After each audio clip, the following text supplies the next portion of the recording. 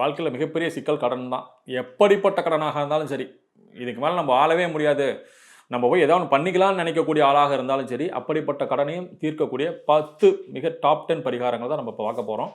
முதல் விஷயம் பார்த்தீங்க அப்படின்னா, உங்களுடைய தனத்தாரை வரக்கூடிய நட்சத்திர நாளில், அந்த நாள் வெள்ளிக்கிழமையாக இருந்தால் ரொம்ப சிறப்பு. விநாயகர் பெருமானுடைய ஆலயத்துக்கு போகிறீங்க, 11 நெய் தீபம் போடுறீங்க. நெய் தீபத்தை போட்டு 11 முறை விநாயகரை சுற்றி வந்து வலம் வந்து வழிபாடு செஞ்சிட்டிங்கன்னா கடன் பிரச்சனைகள் சரியாயிரும்.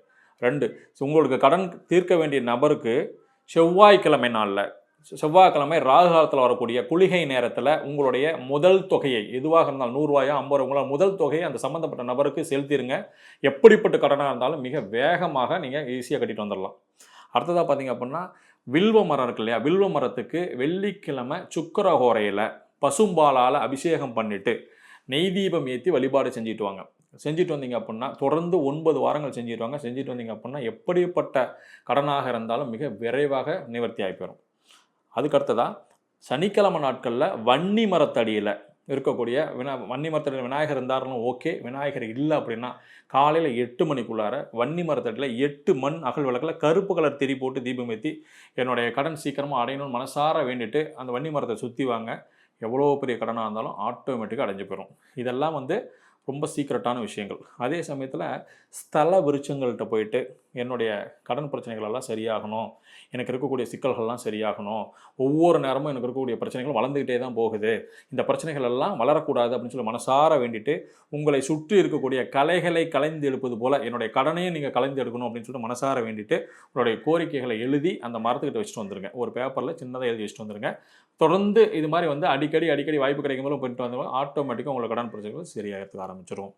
அதே சமயத்தில் கடன் செலுத்தக்கூடிய ஒரு நபர் இருக்கார் இல்லையா, ஒரு சில கடனை நம்ம ஈஸியாக செலுத்திடுவோம், ஒரு சில கடன் நம்மளால் செலுத்தவே முடியாது. அந்த மாதிரி கடன் செலுத்தக்கூடிய நபருடைய பேரில் சனிக்கிழமை வரக்கூடிய செவ்வாய் ஹோரையிலையோ அல்லது செவ்வாய்க்கிழமை வரக்கூடிய சனி ஹோரையிலையோ அவருடைய பேரை சொல்லி அர்ச்சனை பண்ணி அவருடைய பொருளாதாரம் சீக்கிரமாக உயர்றதுக்கு, என்னுடைய கடன் தீர்றதுக்கும் நீங்கள் தான் ஆசீர்வாதம் பண்ணணும்னு சொல்லி மனசார வேண்டிட்டு வழிபாடு செஞ்சுட்டு வந்து பாருங்கள். ஆட்டோமேட்டிக்காக எவ்வளோ பெரிய கடனாக இருந்தாலும் நிவர்த்தி ஆகிறதுக்கு ஆரம்பிச்சிடும்.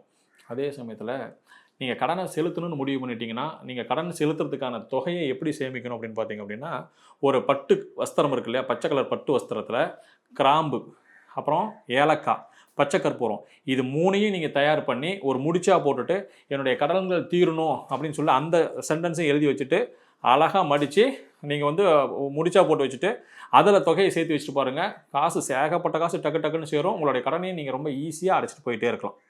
அதே சமயத்தில் உங்களுடைய கடன் சீக்கிரமாக அடையணும் அப்படின்னீங்கன்னா ஆத்மார்த்தமான பிரார்த்தனை வேணும். எப்படின்னா, பிரிஞ்சி இலைன்னு சொல்லுவாங்க. அந்த பிரிஞ்சி இலையில் நீங்கள் கடன் தரக்கூடிய நபருடைய பேர் எழுதிருங்க, கீழே நீங்கள் கடன் செலுத்த வேண்டிய தொகையை எழுதிருங்க. இது ரெண்டையும் எழுதிட்டு அதுக்கு மேலே நல்லா வாசனை திரவியங்கள் ஏதாவது ஒன்று பூசிட்டு ஒரு மெழுகுவர்த்தியில், அதுவும் பச்சை கலர் மெழுகுவர்த்தியாக இருந்தால் ரொம்ப சிறப்பு, அந்த பச்சை கலர் மெழுகுவர்த்தியில் அப்படியே அதை காட்டிட்டு வாங்க. அது எரிஞ்சு சாம்பலானதும் தண்ணியில் கரைச்சி வெளியில் ஊற்றி விட்ருங்க. ஊற்றி விட்டிங்க அப்படின்னா எப்படிப்பட்ட கடனாக இருந்தாலும் சரி மிக சீக்கிரமாக அடைஞ்சு போயிடும். இந்த விஷயத்தையும் நீங்கள் செய்யலாம். அதே சமயத்தில் கடன் செலுத்தக்கூடிய நபருடைய உருவப்படத்தை மனசில் நினச்சிக்கிட்டு நீங்கள் வீட்டினுடைய தெற்கு பகுதி இருக்கு இல்லையா, அந்த தெற்கு பகுதியில் ஒரு 10 மண் அகல் விளக்குகள் வச்சுருங்க. அகல் விளக்கை வச்சுட்டு அவர் முன்னாடி அவருடைய ஃபோட்டோவை முன்னாடி வச்சுட்டு, இவருக்கு செலுத்த வேண்டிய தொகை மிக விரைவில் அடையணும், இவருடைய கடன் பிரச்சனை நான் சீக்கிரமாக தீர்க்கணும் அப்படின்னு சொல்லிட்டு, ஏன்னா தெற்கு திசைன்னு சொல்லக்கூடியது யமதர்மனுடைய திசைன்னு சொல்லுவாங்க. எனக்கு கடன் தான் பெரிய பிரச்சனையாக இருக்குது அப்படின்னா அந்த வழிபாடு செஞ்சுட்டு வந்தீங்க அப்படின்னா, ஒன்று அவருக்கு தேவையான பணத்தை சம்பாதிக்கிறதுக்கான ஒரு சூழ்நிலை உருவாகும், இல்லை அப்படின்னா அவர் உங்கள்கிட்ட கடன் கேட்கறதுக்கான சூழ்நிலை கொஞ்சம் ஒத்தி போடுவார். அவருடைய பொருளாதாரம் உயர்வடையும், உங்களை கடன் தொழிலிருந்து கொஞ்சம் சைலண்ட்டாக பண்ணி விட்டுப்பார். அதுக்கப்புறம் நீங்கள் டக்குனு ஈஸியாக கடன் அடைச்சிடலாம். ஒவ்வொரு மாதம் வரக்கூடிய பௌர்ணமி நாளையும் குலதெய்வ கோயிலில் போயிட்டு 16 நெய் தீபங்கள் ஏற்றி வழிபாடு செஞ்சுட்டு வந்து பாருங்கள். தொடர்ந்து 3 மாதம் மட்டும் செஞ்சு பாருங்கள். கடன் பிரச்சனை அழகாக மீண்டு வெளியில் வந்துடலாம். அதே சமயத்தில் பைரவர் ஆலயத்தில் போயிட்டு 5 வகையான மண் அகல் தீபங்களில் 5 வகையான எண்ணெய்களை ஊற்றி, 5 எண்ணெய்களை மிக்ஸ் பண்ணக்கூடாது, தனித்தனி எண்ணெய்களாக ஊற்றி தீபம் ஏற்றி வழிபாடு செஞ்சுட்டு வந்தீங்கனாலும் கடன் பிரச்சனை சீக்கிரமாக மீண்டு வெளியில் வந்துடலாம்.